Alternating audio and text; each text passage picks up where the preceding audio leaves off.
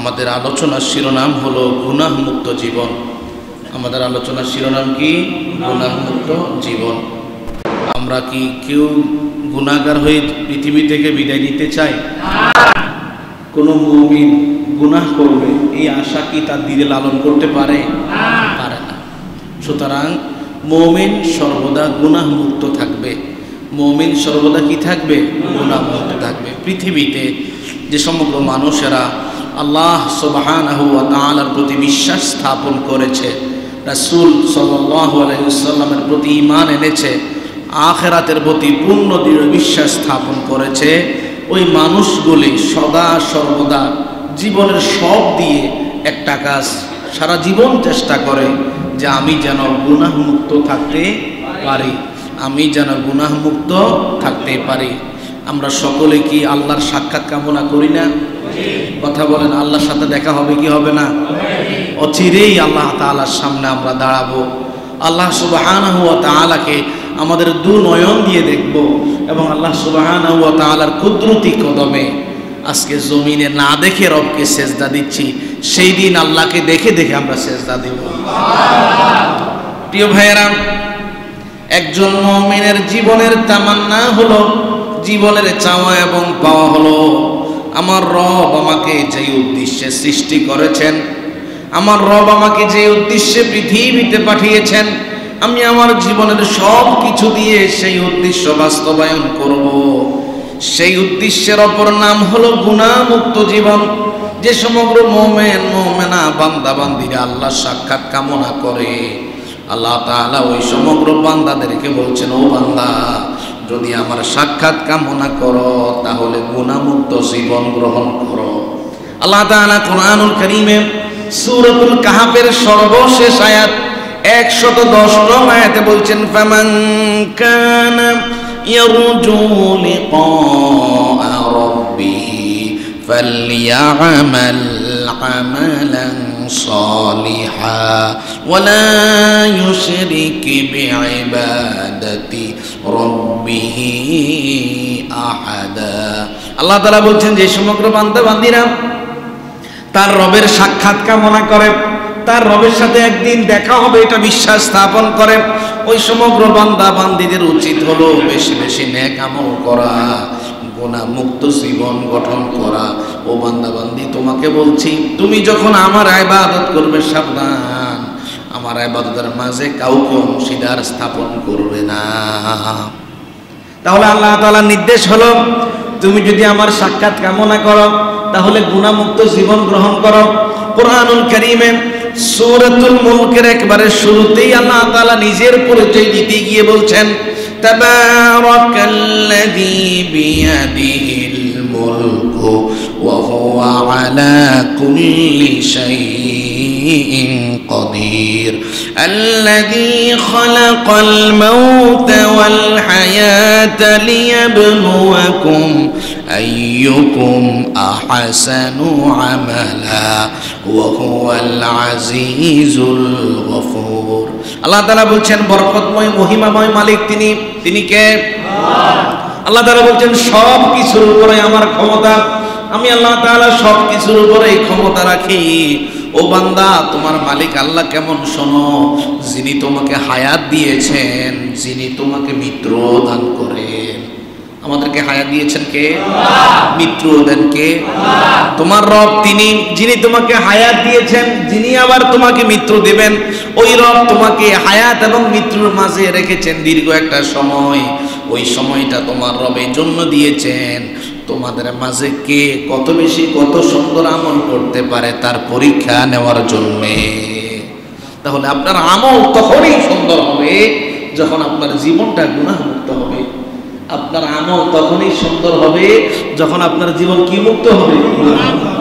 আর আপনি যদি আল্লাহর গোলামি যদি গুনাহমুক্ত অবস্থায় করতে পারেন, বেশি বেশি হাসানা করতে পারেন, আল্লাহ তাআলা আপনাকে কি দেবেন? আল্লাহ তাআলা বলছেন সূরাতুল কাহফের 30 নং আয়াত, ইন্নাল্লাযীনা আমানু ওয়া আমিলুস সালিহাতি ইন্না লা নুদিউ আজরা মান আহসানা আমালা। বান্দারে, তোমরা যদি আমার প্রতি ঈমান আনো, এবং সৎকর্ম সম্পাদন করো।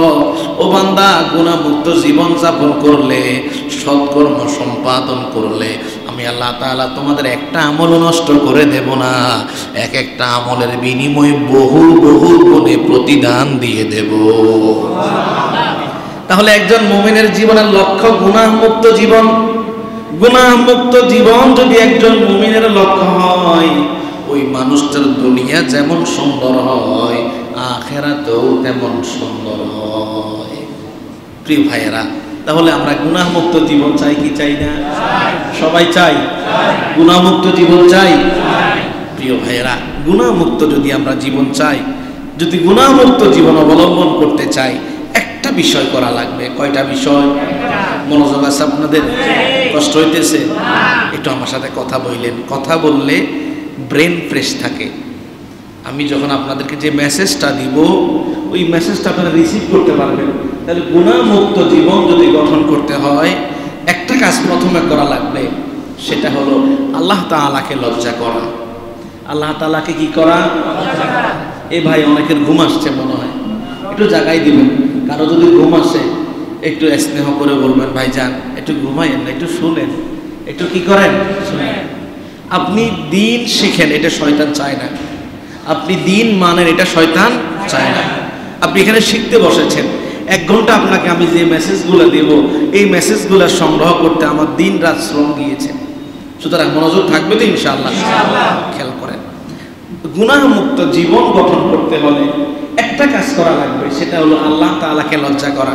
আল্লাহ তাআলাকে কি করা? সবাই বলেন, আল্লাহকে কি করা? আচ্ছা ভাই, দিনের বেলায় এ রাস্তাঘাটে মানুষ থাকে কি থাকে না? আচ্ছা, ওই সময় কেউ কি সতর খুলে উলঙ্গ হয়ে রাস্তায় হাঁটে? কথা বলেন, হাঁটে? এরকম দেখেছেন? আর যে হাঁটে নিশ্চয়ই পাগল। পাগল ছাড়া তো কেউ হাঁটে না। তাহলে খেয়াল করেন, একজন মানুষ রাস্তায় উলঙ্গ হয়ে হাঁটে না, এই ভয়ে সে মানুষকে লজ্জা করে। এই মানুষটাই কিন্তু আবার ঘরের মাঝে একাকী যখন থাকে, কাপড় এলোমেলো থাকলে সে কি লজ্জাবোধ করে? আমার কথাকে বুঝেন? একটু বুঝেন, চেষ্টা করেন। তাহলে একজন মানুষ রাস্তায় সতর খুলে উলঙ্গ হয়ে হাঁটে না, এই জন্যেই সে মানুষ থেকে লজ্জাবোধ করছে। আবার একই মানুষ ঘরের মাঝে সতর এলোমেলো থাকতে লজ্জাবোধ করে না। কেন? মানুষ তো আমাকে দেখছে না। এটা কিসের কারণে হচ্ছে? লজ্জার কারণে। কিসের কারণে? লজ্জার কারণে। এখন প্রশ্ন হলো, আল্লাহকে লজ্জা বলতে কি বোঝায়? আল্লাহকে লজ্জা মানে হলো আল্লাহ তাআলার দৃষ্টিতে যে সকল কাজ নিষিদ্ধ, অসমীচীন, ওই সমগ্র কাজগুলা কোনো অবস্থাতেই না করা। খেয়াল করেন, আল্লাহকে লজ্জা করার বিষয় হলো যে সমগ্র কাজগুলা আল্লাহ তাআলার দৃষ্টিতে অসমীচীন, অনুচিত, ওই সমগ্র কাজ কোনোভাবেই না করা, এবং অঙ্গ প্রত্যঙ্গ দিয়ে ওই সমস্ত কাজ করা থেকে নিজেকে বিরত রাখা। তাহলে খেয়াল করেন, মানুষ থেকে লজ্জা হলো মানুষের সামনে সতর খুলে না হাঁটা, আর আল্লাহকে লজ্জা মানে হলো আল্লাহর দৃষ্টিতে যে সমগ্র কাজ অসমীচীন, অনুচিত, ওই সমগ্র কাজগুলা কোনোভাবে সংগঠিত না করা। প্রিয় ভাইয়েরা, একজন মানুষ, একটু বুঝিয়েন, আমরা কি? কথা কয় না। এখানে জিন আছেন নাকি? ফেরেশতা কেউ আছে? একেবারে মুখটা বন্ধ রাখলেন। আমরা কি? সবাই বলেন, মানুষ। আমরা কি? মানুষ। যেই মানুষের মাঝে যত বেশি লজ্জা কাজ করে, ওই মানুষ সমাজে তত বেশি মর্যাদাবান। একটু খেয়াল করেন, যেই মানুষ সমাজে যত বেশি লজ্জাশীল, ওই মানুষ সমাজে তত বেশি মর্যাদাবান। আর যেই মানুষ ঈমানদার, তার মাঝে লজ্জা আছে, ওই মানুষটার কাছে গুনাহ করা ঘৃণিত হয়ে যায়। এই কথাগুলো একেবারে প্র্যাকটিক্যাল। আপনি সমাজে বসবাস করেন, আপনি যদি লজ্জাশীল হন, একজন মানুষ আপনাকে গালি দিয়েছে, আপনি তাকে গালি দিতে পারবেন না।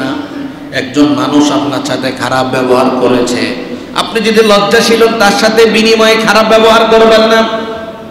আপনাকে একজন খারাপ ব্যবহার করলে, আপনি বিনিময়ে ভালো ব্যবহার করলেন, আপনার সম্মান মর্যাদা বেড়ে যাবে। ঠিক তদ্রূপ একজন মানুষ যদি ঈমানওয়ালা হয়, ওই মানুষটার দিলের মাঝে যদি লজ্জা থাকে, লজ্জা মানে কি, আল্লাহ যে সমগ্র জিনিস নিষেধ করেছেন ওই সমগ্র জিনিস আমি কোনোভাবে করব না, আল্লাহর যতগুলো নিষিদ্ধ বিষয় আছে ঈমানও আছে, লজ্জাও থাকার কারণে ওই মানুষটার কাছে গুনাহ করাটা একেবারে ঘৃণ্য কাজ বলে গণ্য হয়ে যায়। এই জন্য ভাই, যদি গুনাহমুক্ত জীবন চাই একটা কাজ প্রথমে করা লাগবে, সেটা কাকে লজ্জা করা? সবাই বুঝি বলেন, কাকে লজ্জা করা? এখন তাহলে জানা দরকার লজ্জার গুরুত্বটা কি, আল্লাহকে লজ্জা করার গুরুত্বটা কি। হাদিস শরীফে উল্লেখ করা হয়েছে, হযরত ইমরান বিন হুসাইন রাদিয়াল্লাহু আনহু হাদিস বর্ণনা করেছেন, বুখারী, মুসলিম, মিশকাত তিন কিতাবে একই হাদিস উল্লেখ করা হয়েছে। নবীজি বলেন, ইন্নাল হায়া লা ইয়াতি বিখাইর, লজ্জাশীলতা কল্যাণ ছাড়া আর কোনো কিছুই নিয়ে আসে না। অন্য বর্ণনায় এসেছে নবীজি বলেন, অন্য বর্ণনায় নবীজি বলেন, আল হায়াউ খায়রুন কুল্লাহ, কোন মানুষ যদি লজ্জাশীল হয় তার মাঝে সব কল্যাণ আল্লাহ তাআলা দিয়ে দেয়। লজ্জাশীলতা পুরোটাই কল্যাণ। অন্য হাদিসে উল্লেখ করা হয়েছে, হযরতে যায়েদ বিন তালহা রাদিয়াল্লাহু আনহু হাদিস বর্ণনা করেন, বাইহাকী এবং মিশকাত শরীফের হাদিস, রাসূল করিম সাল্লাল্লাহু আলাইহি ওয়াসাল্লাম বলেন, ইন্না লিকুল্লি দীনিন খুলুকা, প্রত্যেকটা দ্বীনের ধর্মের স্বতন্ত্র বৈশিষ্ট্য আছে। আমাদের ধর্ম কি? আমাদের ধর্ম কি? ইসলামের একটা স্বতন্ত্র বৈশিষ্ট্য আছে, ওয়াখুলুকুল ইসলামি আল হায়া, সেই বৈশিষ্ট্য হলো বান্দা আল্লাহর প্রতি লজ্জাশীল হবে। আর লজ্জাশীলতা মানে আল্লাহ যাও পছন্দ করে বান্দা তার নিজের জীবনে বাস্তবায়িত হওয়া থেকে বিরত থাকে। অন্য হাদিসে উল্লেখ করা হয়েছে, আব্দুল্লাহ ইবনে ওমর রাদিয়াল্লাহু আনহু হাদিস বর্ণনা করেছেন, বাইহাকী এবং মিশকাত শরীফের হাদিস, ইন্নাল হায়া ওয়াল ঈমানা কুরুনা জামিআ, লজ্জা এবং ঈমানকে একসাথে বেঁধে দেওয়া হয়েছে। লজ্জা ঈমান একসাথে অবস্থান করে। নবীজি বলেন, ফাইদা রুফিআ আহাদুমা রুফিআ আল আখার, কোন মানুষ ঈমানদার যদি তার মাঝে লজ্জা না থাকে তাহলে তার কাছ থেকে ঈমানও আস্তে আস্তে উঠতে থাকে। লজ্জা নাই, আস্তে আস্তে কি হয়ে যায়? ঈমান হারা হয়ে যায়। কি হয়ে যায়? তাহলে লজ্জা এবং ঈমান দুইটি একসাথে। মুমিন কখনো নির্লজ্জ হয় না। মুমিন কি হয় না? এ মিয়া বুঝি বলেন, মুমিন কি হয় না? নির্লজ্জ হয় না। অন্য হাদিসে উল্লেখ করা হয়েছে, হযরত আবু হুরায়রা রাদিয়াল্লাহু আনহু হাদিস বর্ণনা করেন, বুখারী, মুসলিম, মিশকাত তিন কিতাবে একই হাদিস উল্লেখ করা হয়েছে। নবী করিম সাল্লাল্লাহু আলাইহি সাল্লাম বলেন, আল হায়াউ শুবাতুম মিনাল ঈমান, লজ্জাশীলতা ঈমানের একটা অংশ। লজ্জাশীলতা ঈমানের একটা অংশ। হযরত আবু হুরায়রা রাদিয়াল্লাহু আনহু বলেন, নবী করিম সাল্লাল্লাহু আলাইহি সাল্লাম অন্য আরেকটা হাদিসে বলেছেন, মিশকাত এবং তিরমিজি শরীফের হাদিস, নবীজি বলেন, আল হায়াউ মিনাল ঈমান, লজ্জা হলো ঈমানের অঙ্গ। ওয়াল ঈমানু ফিল জান্নাহ, লজ্জাশীল মুমিন জান্নাতে প্রবেশ করবে। ওয়াল বাযাউ মিনাল জাফা, আর নির্লজ্জতা হলো রূঢ়তার পরিচয়। ওয়াল জাফাউ মিনান নার, নির্লজ্জ রূঢ় আচরণকারী মানুষেরা জাহান্নামের মাঝে প্রবেশ করবে। তাহলে লজ্জা মানে ঈমান, লজ্জাশীলতা কি? ঈমান। অন্য হাদিসে উল্লেখ করা হয়েছে, অন্য হাদিসে উল্লেখ করা হয়েছে, খুবই ভয়ঙ্কর এক হাদিস, একটু নিজের সাথে মিলাবেন কতটুকু আপনি ওই পর্যায়ের মাঝে আছেন, বাস্তবিক জীবনের সাথে একটু যোগসূত্র তৈরি করবেন। হযরত আব্দুল্লাহ ইবনে ওমর রাদিয়াল্লাহু আনহু হাদিস বর্ণনা করেন, তারগীব ওয়াত তারহিব এবং ইবনে মাজাহ দুই কিতাবে একই হাদিস আনা হয়েছে। খুবই মনোযোগ। রাসূল করিম সাল্লাল্লাহু আলাইহি সাল্লাম বলেন, ইন্নাল্লাহ আযজা ওয়া জাল্লা ইযা আরাদা আন ইউহলিকা আবদা, আল্লাহ যদি কোনো বান্দার ধ্বংস কামনা করে, আল্লাহ যদি কোনো বান্দার ধ্বংস কামনা করে, আমাদের রবকে? আল্লাহ। রহমানকে? আল্লাহ। গফফারকে? আল্লাহ। সত্তারকে? আল্লাহ। সেই আল্লাহই যদি কোনো বান্দার ধ্বংস কামনা করে, কত ভয়ঙ্কর কথা। আল্লাহ আপনার ধ্বংস কামনা করলে আল্লাহ লাভ ক্ষতি আছে? কথা কয় না, লাভ ক্ষতি আছে? নবীজির ভাষা শুনেন, আল্লাহ যদি কোনো বান্দার ধ্বংস কামনা করে, নাযাআ মিনহুল হায়া, তার কাছ থেকে লজ্জা উঠে যায়। এবার নিজের সাথে মিলান, যদি আপনার কাছে লজ্জাশীলতা না থাকে, তাহলে আপনি আল্লাহর কাছ থেকে এখনো রহমত প্রাপ্ত বান্দা হতে পারলেন না। আপনি এখনো ধ্বংসের দ্বার প্রান্তে অবস্থান করছেন। নবীজি বলেন, আল্লাহ যেই বান্দার ধ্বংস কামনা করে, নাযা মিনহুল হায়া, তার কাছ থেকে লজ্জাকে উঠিয়ে নেন। ফাইদা নাযা মিনহুল হায়া লাম তালকাহু ইল্লা মাকিতাম মুমাক্কাতা। ওই বান্দার থেকে যখন আল্লাহ তাআলা লজ্জাকে উঠিয়ে নেন, তার মাঝে যখন লজ্জা থাকে না, সে মানুষকে ঘৃণা করে এবং মানুষের চোখেও সে ঘৃণিত হয়ে যায়। ফাইদা লাম তাবকা ইল্লা মাকিতাম মুমাক্কাতা, যখন সে মানুষদেরকে ঘৃণা করে এবং মানুষের চোখে যখন সে ঘৃণিত হয়ে যায়, নুজিআত মিনহুল আমানা, এইবার তার কাছ থেকে আমানতদারিতা ছিনিয়ে নেওয়া হয়। ফাইদা নুজিআত মিনহুল আমানা, যখন তার কাছ থেকে আমানতদারিতা ছিনিয়ে নেওয়া হয়, লাম তালকাহু ইল্লা খাইনাম মুখাওয়ানা, তখন সে খেয়ানতকারী হয়ে যায়, মানুষের চোখে বদদিন গনে যায়। ফাইদা লাম তালকাহু খাইনুম মুখাওয়ানা, যখন সে খেয়ানতকারী হয়ে যায়, বদদিন হয়ে যায়, নুজিআত মিনহুর রাহমা, তার কাছ থেকে আল্লাহ নিজের দয়াকে ছিনিয়ে নেয়। ফাইদা নাযা মিনহুর রাহমা, যখন বান্দা থেকে রহমত ছিনিয়ে নেওয়া হয়, লাম তালকাহু ইল্লা রাজিমান মুলাআনা, তখন এই বান্দা বিতাড়িত হয়ে যায়, আল্লাহর লানত প্রাপ্ত হয়ে যায়। ফাইদা লাম তালকাহু ইল্লা রাজিমান মুলাআনা, যখন বান্দা বিতাড়িত এবং লানত প্রাপ্ত হয়ে যায়, নুজিআত মিনহু রিবকাতুল ইসলাম, এক পর্যায়ে সে ইসলামের গণ্ডি থেকেই বেরিয়ে যায়। নাউযুবিল্লাহ বলবেন না? লজ্জা উঠিয়ে নেওয়া থেকে শুরু হলো ইসলামের গণ্ডি থেকে বেরিয়ে যাওয়া। তাহলে খেয়াল করেন, আল্লাহর প্রতি লজ্জাশীলতা কত গুরুত্বপূর্ণ একটা বিষয়। কোন ব্যক্তি যদি আল্লাহর প্রতি বাস্তবেই লজ্জাশীল হয়, ওই মানুষটাই গুনাহমুক্ত জীবন যাপন করতে পারে।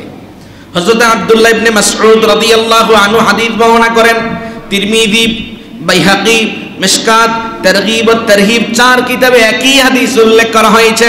রাসূল করিম সাল্লাল্লাহু আলাইহি ওয়াসাল্লাম সাহাবা আজমাইনদেরকে বললেন, ইস্তাহিয়ু মিনাল্লাহি হাক্কাল হায়া, ও আমার সাহাবীরা, তোমরা আল্লাহকে যথাযথ লজ্জা করো।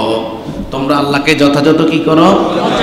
একটু খেয়াল করেন, আমি আপনাদেরকে শুরুতেই বলেছি, আল্লাহকে লজ্জা করার অর্থ হলো যে সমগ্র কাজ আল্লাহর দৃষ্টিতে অসমীচীন, অনুচিত, ওই সমগ্র কাজ থেকে নিজেকে কি রাখা। তাহলে এখানে আল্লাহকে লজ্জা করার অর্থ হলো আল্লাহ যে সমগ্র কাজ নিষিদ্ধ করেছেন, ওই সমগ্র জিনিস থেকে নিজেকে কি করা, বিরত রাখা। সাহাবায়ে কেরাম বললেন, ইয়া রাসূলুল্লাহ, ইয়া নবী আল্লাহ, ইন্না লানাস্তাহি, আমরা তো আল্লাহকে লজ্জা করি। নবী করিম সাল্লাল্লাহু আলাইহি সাল্লাম সাহাবীদেরকে বললেন, লাইসা যালিকা, ও আমার সাহাবীরা, আমি বিষয়টা এমন করে বলিনি, বিষয়টা এমন করে বলিনি। নবীজি এবার ব্যাখ্যা দিলেন, ওয়ালাকিন মিনাল ইসতিহিয়া মিনাল্লাহি হাক্কাল হায়া, আল্লাহকে যথাযথ লজ্জা করার অর্থ হলো ফালিয়াহফাযির রাসা ওয়া মা ওয়া, তোমার এই মাথা এবং মাথার মাঝে যত অঙ্গ প্রত্যঙ্গগুলো আছে, সবগুলা জিনিসকে তুমি হেফাজত করবে। ওয়াল বাতনা ওয়া মা হাওয়া, পেট এবং পেটের মাঝে যা যা আছে সবকিছুকে হেফাজত করবে। ওয়াল ইয়াযকুরিল মাউতা ওয়াল বিলা, তুমি একদিন মারা যাবে, কবরে যখন তোমাকে রেখে দেওয়া হবে, তোমার এই মাটির শরীর মাটির মাঝে মিশে যাবে, সাপ বিচ্ছু পোকামাকড় তোমার শরীরকে খেয়ে ফেলবে। ওই দিনের কথা তুমি বেশি বেশি স্মরণ করবে। ওমান আরাদাল আখিরাত তারাকা জিনাতাদ দুনিয়া, যে ব্যক্তি আখিরাত কামনা করে সে যেন দুনিয়ার চাকচিক্যকে পরিহার করে। মান ফাআলা যালিকা ফাকাদ ইস্তাহিয়া মিনাল্লাহি হাক্কাল হায়া, যে মানুষটাই 4টা কাজ করতে পারে, সে যেন আল্লাহকে যথাযথ লজ্জা করে। আপনি যদি গুনাহ মুক্ত জীবন যাপন করতে চান, এই 4টা জিনিস যদি গ্রহণ করেন, আপনি গুনাহ মুক্ত জীবন যাপন করতে পারবেন। কয়টা জিনিস? 1 নাম্বার মাথা এবং মাথার মাঝে যা আছে তার হেফাজত করা। 2 নাম্বার পেট, পেটের মাঝে যা আছে তার হেফাজত করা। 3 নাম্বার মৃত্যুর কথা স্মরণ করা, মাটির সাথে মিশে যাবেন তার কথা কি করা, স্মরণ করা। 4 নাম্বার যে আখিরাত চায় সে যেন দুনিয়ার চাকচিক্য, অহমিকা, আনন্দ উদযাপন এগুলা পরিহার করে। এই 4টা কাজ যারা করে তারাই গুনাহমুক্ত জীবন যাপন করতে পারবে। আমরা এই 4টা বিষয়ে পুরো বিস্তারিত কথা বলবো। ওমা তাওফীকি ইল্লা বিল্লাহ। প্রথম কথা, ফালইয়াহফাযির রাসা ওয়া মা ওয়া, তোমার এই মাথা, মাথার মাঝে যা যা আছে সব কিছুকেই তুমি কি করবে? হেফাজত করবে। কথা কি বুঝেন আমার? কষ্ট হইতেছে আপনাদের? কথা বলা যাবে তো ইনশাআল্লাহ? তাহলে মাথার হেফাজত, কিসের হেফাজত? আচ্ছা বলেন, মাথার মাঝে চোখ আছে না নাই? ব্রেন আছে, কান আছে, গুরুত্বপূর্ণ একটা অঙ্গ জিহ্বা আছে না নাই? এই জিনিসগুলাকে আপনি হেফাজত করবেন। মাথার হেফাজত বলতে কি বোঝায়? মাথার হেফাজত বলতে কি বোঝায়? মনোযোগ আছে? এক নাম্বার, শিরিক থেকে বেঁচে থাকা। এগুলো আমি বিস্তারিত বলবো, শুধু পয়েন্ট বলছি। শিরিক থেকে বেঁচে থাকা। 2 নাম্বার, অহংকার না করা। 3 নাম্বার, জবানের হেফাজত করা। 4 নাম্বার, দৃষ্টির হেফাজত করা। 5 নাম্বার, কানের হেফাজত করা। 6 নাম্বার, মুখের মাঝে সুন্দর যে দাঁড়ি আছে এই দাঁড়িটা ছেটে এবং কেটে না ফেলা। এটা কিসের হেফাজত? এই যে কথাগুলো আমি এখন বললাম সবগুলা জিনিস আপনার মাথার সাথে সংযুক্ত। আচ্ছা বলেন, এই জিনিসগুলা শুধু এই মাথাটা যদি কোনো মানুষ হেফাজত করে, পুরো 24 ঘন্টা সময় তার অর্ধেক গুনাহ থেকে সে বেঁচে যাবে না? কথা বলেন, বাঁচবে না? তাহলে মাথার হেফাজত করতে চাই তো চাই না? সবাই চাই। তাহলে মাথার হেফাজতের প্রথম মূলনীতি, মাথা হেফাজতের প্রথম মূলনীতি হলো আল্লাহ থেকে শিরিক করা থেকে নিজের মস্তিষ্ককে হেফাজত করা। কারণ মেধা মস্তিষ্ক যেন কোনো অবস্থাতেই আল্লাহর সাথে অন্য কাউকে শরীক না করে। কারণ মস্তিষ্ক এবং মেধা যেন কোনো অবস্থাতেই আল্লাহর সাথে শরীক না করে। এটা হলো মাথার হেফাজতের প্রথম মূলনীতি। কেননা আল্লাহ তাআলা বান্দার জীবনের সব গুনাহ মাফ করে দেবেন, কিন্তু বান্দা যদি এই মাথা দিয়ে আল্লাহ তাআলার সাথে নাফরমানি করে, আল্লাহ ছাড়া গায়রুল্লাহকে সেজদা প্রদান করে, কোনোদিন সেই গুনাহ ক্ষমা হবে না। এই জন্য আপনাকে মাথার হেফাজত করা লাগবে। আল্লাহ তাআলা কোরআনুল কারীমে সূরাতুন নিসায়ের 48 নং আয়াতে বলছেন, ইন্নাল্লাহা লা ইয়াগফিরু আন ইউশরাকা বিহি ওয়া ইয়াগফিরু মা দুনা যালিকা লিমান ইয়াশা ওয়া মান ইউশরিক বিল্লাহি ফাকাদ আল্লাহ তাআলা বলছেন, নিশ্চয়ই আল্লাহ বান্দার জীবনের সব গুনাহ ক্ষমা করে দিতে পারে, কিন্তু আল্লাহর সাথে যেই বান্দা শরীক করেছে আল্লাহ তাকে কোনোদিন ক্ষমা করবে না। আল্লাহ তাকে কোনোদিন কি করবে না? ক্ষমা করবে না। কেন আল্লাহ তাআলা বলছেন যে ব্যক্তি আল্লাহর সাথে শিরিক করলো সে যেন আল্লাহকে মহা অপবাদ দিল, সে যেন আল্লাহকে একটা মহা অপবাদ দিল। এই জন্য ভাই, মাথা কার কাছে নত করবেন? অসংখ্য মুসলমানকে পাওয়া যায় মাজারের সামনে গিয়ে মাজারের দেওয়ালের মধ্যে হাতটাই বাবা রাখে, এরপরে বুকের মাঝে লাগায়, মাথার মাঝে লাগায়। আছে না নাই? অসংখ্য মানুষ মাজারের মাঝে গিয়ে সেজদা দেয়, অথচ উপরে লেখা থাকে সেজদা দেওয়া নিষেধ। এটা লেখা থাকার পরেও সে সেজদা দেয়। তাহলে যে সমগ্র মানুষ আল্লাহ ছাড়া গায়রুল্লাহর প্রতি মাথা নত করে সে যেন আল্লাহ তাআলার সাথে শিরিক করে। আর যেই মানুষটা শিরিক করলো সে তার মাথার হেফাজত করতে পারলো না। কথা কি বুঝেন আমার? কথা বুঝেন? তাহলে আপনাকে প্রথম মাথার হেফাজত করা লাগবে। কিসের হেফাজত? আমরা যদিও খুব কম সংখ্যক মানুষ আল্লাহ ছাড়া গায়রুল্লাহর প্রতি মাথা নত করে, কিন্তু অধিকাংশ মানুষ গোপন শিরিক করে। কি শিরিক করে? কথা কি বুঝেন? কি শিরিক? গোপন শিরিক। গোপন শিরিক মানে হলো যে ইবাদতের মাঝে লৌকিকতা থাকে, সুনাম, সুখ্যাতি, নিজের বড়ত্ব, মাহাত্ম্য, গাম্ভীর্য প্রকাশ করার ইচ্ছা পোষণ করা হয় যে কাজটা কার জন্য হচ্ছে? আল্লাহর জন্য, কিন্তু উদ্দেশ্য হলো মানুষ আমার সুনাম সুখ্যাতি করবে। এই সমগ্র কাজ করা যদিও আল্লাহর সন্তুষ্টির জন্য আপনি করছেন, যদি দিলে এমন হালত থাকে, নামাজ পড়েও আপনি মুশরিক, রোজা রেখেও আপনি মুশরিক, দান সদকা করেও আপনি মুশরিক। কথা কি বুঝেন? হাদিস শরীফে উল্লেখ করা হয়েছে, হযরত আবু হুরায়রা রাদিয়াল্লাহু আনহু হাদিস বর্ণনা করেন, তারগীব ও তারহিব নামক কিতাবে হাদিসে উল্লেখ করা হয়েছে, রাসূল করিম সাল্লাল্লাহু আলাইহি ওয়াসাল্লাম বলেন, ইযা তাযায়্যানা আর-রাজুলু লিআমালিল আখিরা ওয়ালা ইউরিদু ওয়া হুয়া লা ইউরিদুহা ওয়ালা ইয়াতলুবুহা কোন মানুষ আখিরাতের কাজ করছে। কিসের কাজ? কথা কি বুঝেন আমার? একটু আমার সাথে কথা বলেন। কোন মানুষ আখিরাতের কাজ করছে, সুন্দর করে নামাজ পড়ছে, রোজা রাখছে, দান সদকা করছে, মানুষকে সহায়তা করছে, বিপদগ্রস্ত মানুষের পাশে গিয়ে দাঁড়াচ্ছে। আল্লাহর হাবিব সাল্লাল্লাহু আলাইহি ওয়াসাল্লাম বলেন, এই সমগ্র কাজগুলো সে আখিরাতের জন্য করলেও তার মাঝে আখিরাতের কোনো আশা ছিল না। তার মাঝে আখিরাতের কোনো আশা ছিল না, সুনাম সুখ্যাতির আশা ছিল। ওই মানুষটা যতক্ষণ পর্যন্ত এই কাজগুলো সুনাম সুখ্যাতির জন্য করেছে, লুইনা ফিস সামাওয়াতি ওয়াল আরদি, আসমান এবং জমিনের মাঝে আল্লাহর সমগ্র সৃষ্টিকুল তাকে লানত করতেই থাকে। তাহলে আল্লাহর জন্য কাজ করছেন, সেখানে যেন সুনাম সুখ্যাতি নিজের দিলের মাঝে অবস্থান না করে, এটা অবশ্যই খেয়াল রাখবেন। অন্য হাদিসে উল্লেখ করা হয়েছে, রাসূল করিম সাল্লাল্লাহু আলাইহি সাল্লামের সাহাবী হযরত জারুদ রাদিয়াল্লাহু আনহু হাদিস বর্ণনা করেন, তাবরানী এবং বাইহাকী শরীফের হাদিস। রাসূল করিম সাল্লাল্লাহু আলাইহি সাল্লাম বলেন, মান তালাবাদ দুনিয়া বিআমালিল আখিরাহ, কোন মানুষ যদি আখিরাতের আমল দ্বারা দুনিয়া কামনা করে, তুমি সাওয়াজহু, আল্লাহ তাআলা তার চেহারাকে নিশ্চিহ্ন করে দেবেন, ও মুহিকা যিকরু, আল্লাহ তাআলা তার সুনাম সুখ্যাতি মুছিয়ে দেবেন, ওয়া উসমিতা ইসমুহু ফিন্নার, আল্লাহ তার নামকে জাহান্নামীদের কাতারে লিপিবদ্ধ করে দেবেন। তাহলে অবশ্যই আপনার সমগ্র কাজ উদ্দেশ্য হবে কার জন্য? কোরবানিটা আপনি দিলেন, হুজুর গরু দিয়ে কোরবানি দিলে একটু গোশত বেশি পাওয়া যাবে, তাহলে আপনার কোরবানি কি জন্য হয়ে গেল?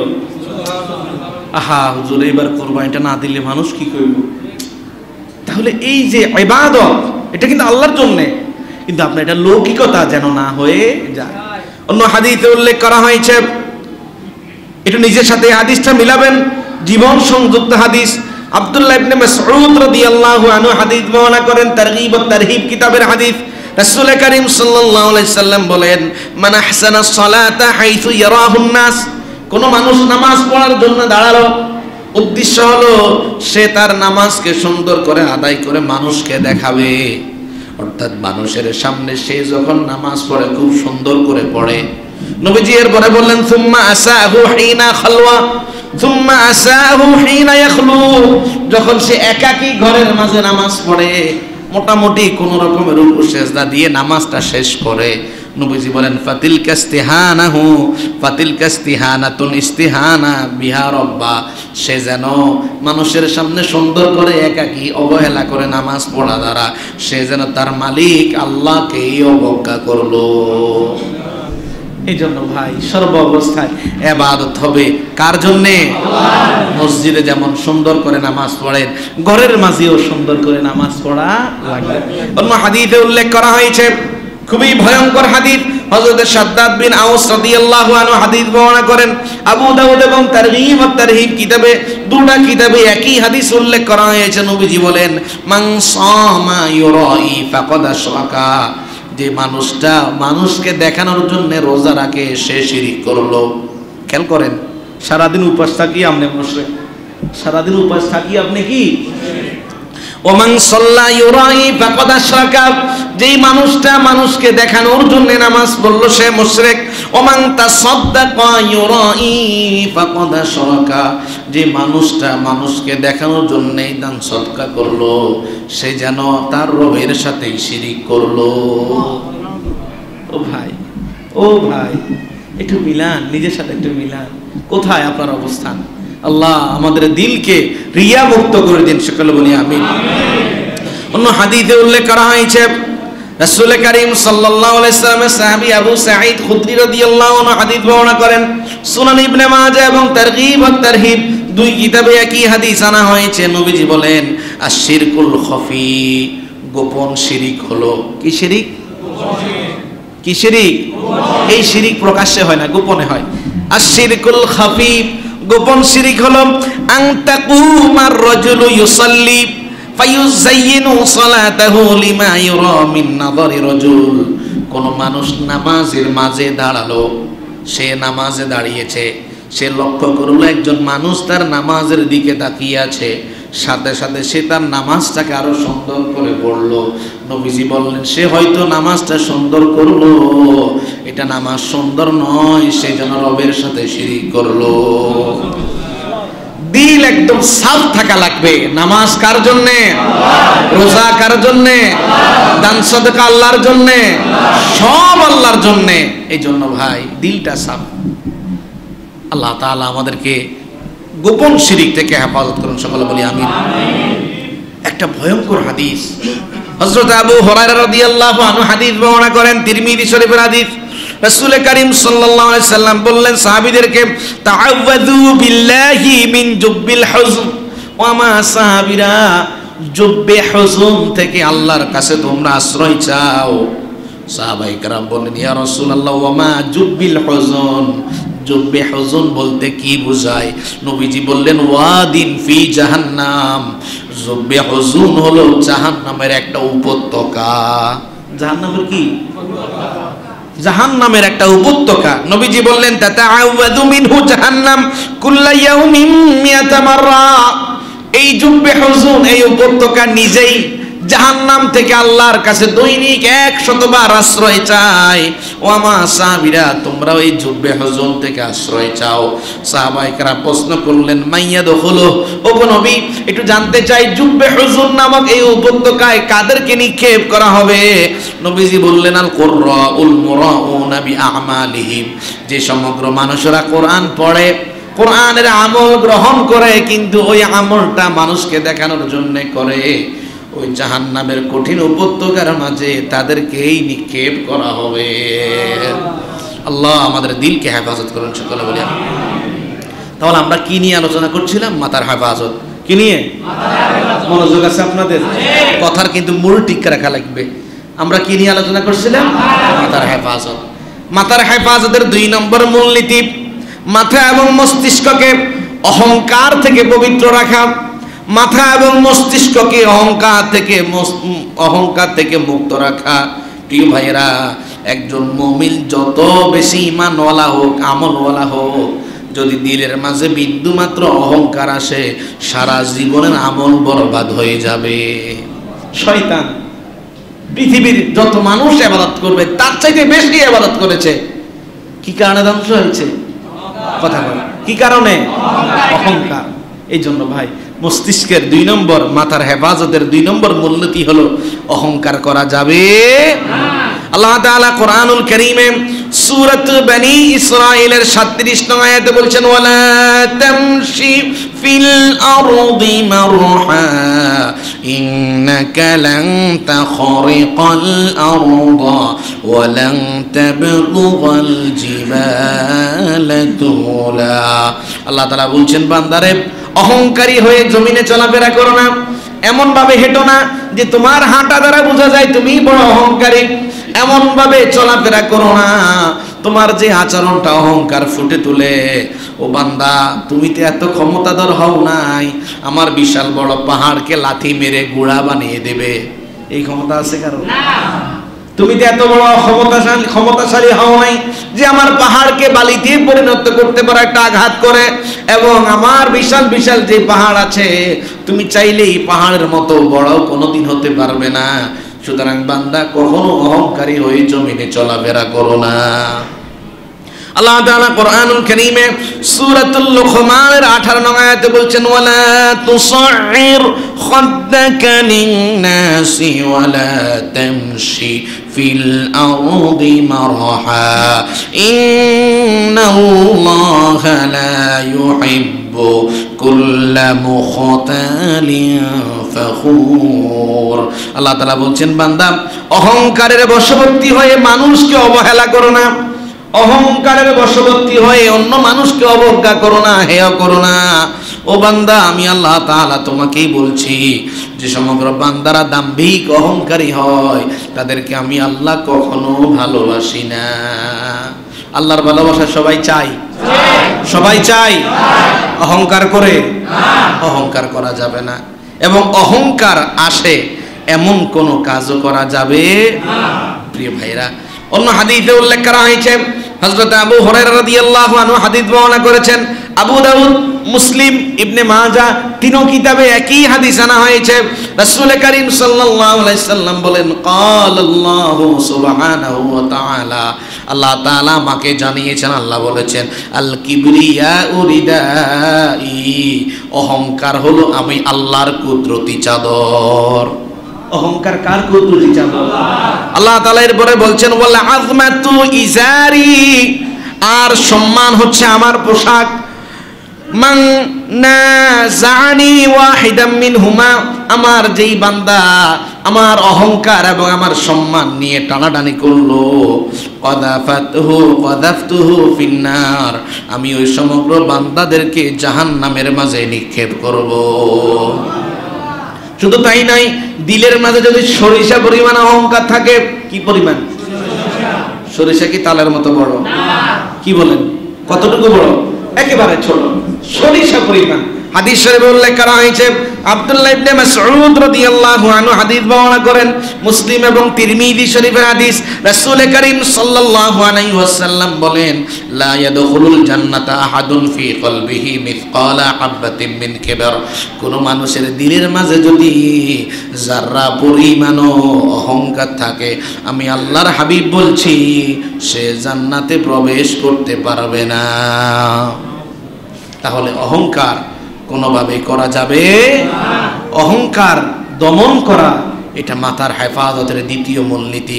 অন্য হাদিসে উল্লেখ করা হয়েছে, রাসূল করিম সাল্লাল্লাহু আলাইহি সাল্লাম বলেছেন, খুবই ভয়ঙ্কর হাদিস। হযরত আমর বিন শুবা রাদিয়াল্লাহু আনহু হাদিস বর্ণনা করেছেন, মুসলিম মিশকাত শরীফের হাদিস। তিনি বলেন, আমর ইবনে শুবা বলেন, হাদিসটা আমার কাছে আমার আব্বা বর্ণনা করেছেন, আমার আব্বার কাছে আমার দাদা বর্ণনা করেছেন, আমার দাদা স্বয়ং মুহাম্মাদুর রাসূলুল্লাহ সাল্লাল্লাহু আলাইহি সাল্লামের কাছ থেকে শুনেছেন।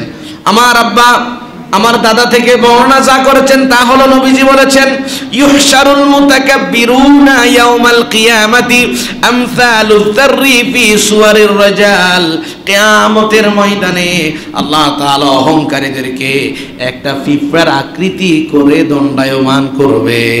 কিসের আকৃতি? পিঁপড়া কি ছোট না বড়? অধিক ছোট। এই পিঁপড়া আপনার গায়ের কাপড়ের উপরে চলাফেরা করলে আপনি টেরও পান না। কিয়ামতের ময়দানে অহংকারীদেরকে পিঁপড়ার আকৃতি দাঁড় করানো হবে। নবীজি বললেন, ইজা গাশাহুমুয-যুল্লু ফি মিন কুল্লি মাকান, অহংকারের চারপাশ দিয়ে আল্লাহ তাআলা লাঞ্ছনা গঞ্জনাকে একত্রিত করে দিবেন।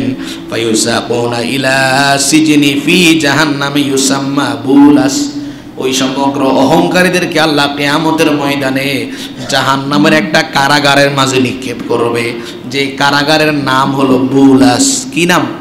বুলাস। বুলাস নামক কারাগারে তাদেরকে নিক্ষেপ করা হবে। নবীজি বললেন, তাআলুহুম নারুল আনিয়ার, ওই বুলাস নামক কারাগারের চারপাশ দিয়ে আগুন জ্বালিয়ে দেওয়া হবে। জাহান্নামীরা, ওই অহংকারীরা আগুনের মাঝে দগ্ধ হতে থাকবে, পিপাসায় কাতর হয়ে যাবে, পানি পানি করে চিৎকার করতে থাকবে। ইউসকাউনা মিন উসারাতি আহলিন নার, জাহান্নামীরা পড়ে যাওয়ার পরে যে ফুসগুলা, রক্ত, যে সমগ্র জিনিসগুলা পুড়ে পুড়ে রস বের হয়েছে, পচা দুর্গন্ধযুক্ত, তিনাতুল খাবাল, এই জিনিসগুলা তাদেরকে আবার পান করতে দেওয়া হবে। তাহলে মাথার হেফাজত করতে হলে অহংকার করা যাবে না। আপনি যদি বিনয়ী হন, আল্লাহ তাআলা আপনার মর্যাদা বাড়িয়ে দিবেন। অহংকারী হলে আল্লাহ আপনাকে জাহান্নামের নিম্ন স্তরে পৌঁছিয়ে দিবেন। অহংকার করবেন না। হুজুর, আজকালকে তো যারা যত বেশি বিনয়, তাকে তত বেশি চাবে, তাতে তত বেশি কি করে, যে একটু হেডম দেখাইতে পারে, সোজা বাংলা কথা, যে একটু হেডম দেখাইতে পারে, তার সমাজের সব মানুষ ভালো জানে। সে চাঁদাবাজ, টেন্ডারবাজ, দুর্নীতিবাজ, খুনি, ধর্ষক হলেও তাকে সবাই ফুলের মালা দিয়ে নেতার চরিত্র ফুলের মতো পবিত্র বলে, কি বলে না? এটা দুনিয়ার জাগতিক জীবনে সে পাবে, কিন্তু আখিরাতে সে জাহান্নামের অতল গহ্বরে পরিণত হবে। হযরতে আবু হুরায়রা রাদিয়াল্লাহু আনহু হাদিস বর্ণনা করেন, ইবনে মাজাহ এবং তারগীব ও তারহিব নামক কিতাবে হাদিস উল্লেখ করা হয়েছে।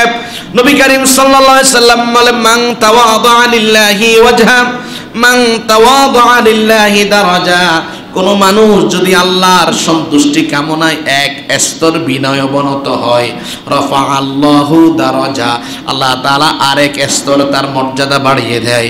হাত্তা জাআলাহু ফি ইল্লিয়িন, এক পর্যায়ে তাকে মর্যাদার সর্বোচ্চ শিখরে আল্লাহ উন্নীত করে দেয়।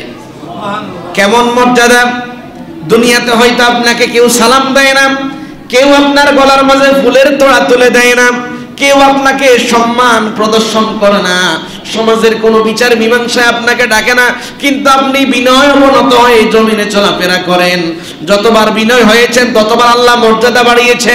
কেমন মর্যাদা? আল্লাহ আপনাকে সর্বোচ্চ মর্যাদা দিয়েছেন। আপনি যেদিন মারা যাবেন, দুনিয়ার কুল কায়নাতের সমগ্র সৃষ্টিকুল আপনার জন্য আল্লাহর কাছে ক্ষমা চাইবে। এর চাইতে বড় মর্যাদা আছে? আছে? নবীজি এর পরে বলেন, ওমান তাকাব্বারা আলাল্লাহি দারাজা, কোন মানুষ যদি একবার এক স্তর অহংকার করে, ওদা আল্লাহু দারাজা, আল্লাহ মর্যাদার এক ধাপ তাকে অবনমিত করিয়ে দেয়। হাত্তা জাআলাহু ফি আসফালাস সাফিলিন, এক পর্যায়ে আল্লাহ তাকে জাহান্নামের নিম্ন স্থানের একেবারে নিকটেই তাকে পৌঁছিয়ে দেয়। এই জন্য ভাই, অহংকার করা যাবে? অহংকার করা যাবে?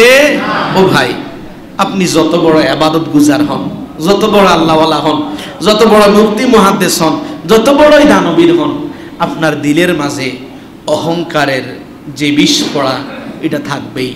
অহংকারের বিষ পড়া কি থাকবেই। এটা আমার কথা না, এটা রাসূলের কথা। কার কথা? রাসূলের কথা। হযরত আব্দুল্লাহ ইবনে ওমর রাদিয়াল্লাহু আনহু হাদিস বর্ণনা করেন, তারগীব এবং তাবরানী শরীফের হাদিস। নবী করিম সাল্লাল্লাহু আলাইহি ওয়াসাল্লাম বললেন, ইয়াকুম ওয়াল কিবর, ও আমার সাহাবীরা সাবধান, কোনোভাবে অহংকার করো না।